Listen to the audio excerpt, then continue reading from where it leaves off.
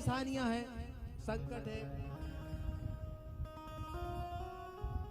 कितनी माताओं बहनों के घर में जाता हूँ पूजन अनुष्ठान कथाएं करने, लेकिन रात्रि के समय बर्तन साफ होते ही नहीं है, नौकरानी के चक्कर में रहते हैं।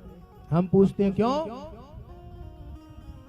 नहीं मंजे? अरे वो गुरुजी आज वो आई नहीं है, अब वो इकट्ठे हो जाएंगे, कल मन जाएंगे। अरे जिसके घर में बर्तन तुम्हें श्राप देना है, तुम्हारे घर में कभी बरकत नहीं हो सकती।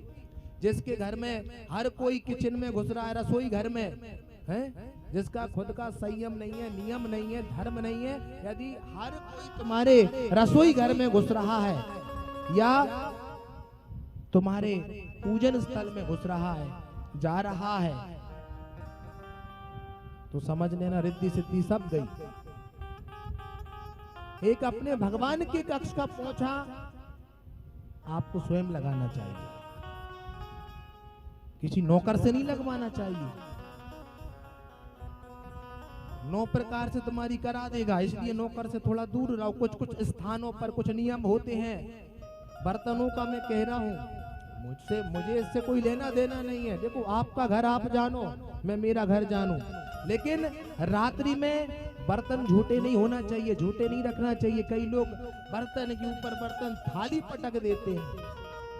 देखा जाए आजकल बड़े बड़े रिसेप्शन चल रहे हैं, अन्न का भी कितना अपमान हो रहा है।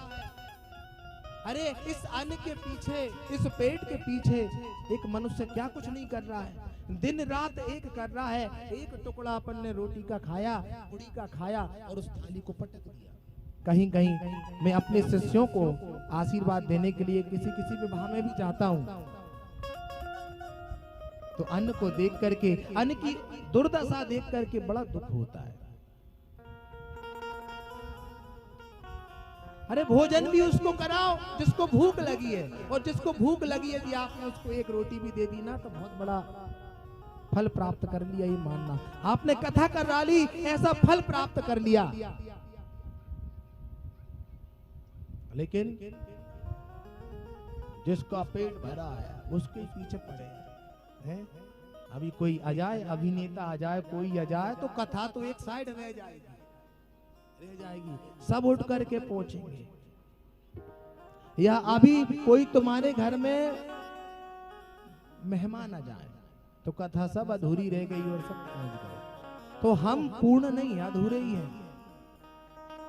हमें अधूरे नहीं होना, हमें पूर्ण होकर के चलना है। और पूर्ण तभी हो सकते हैं जब हम प्रभु की भक्ति करें। प्रभु की भक्ति से ही हमें शक्ति मिलती है। बोलिए बांके बिहारी लाल की। प्रभु में लगन लगाओ, और जो प्रभु से लगन लग गई तो फिर देखो तुम्हारी हार नहीं होगी।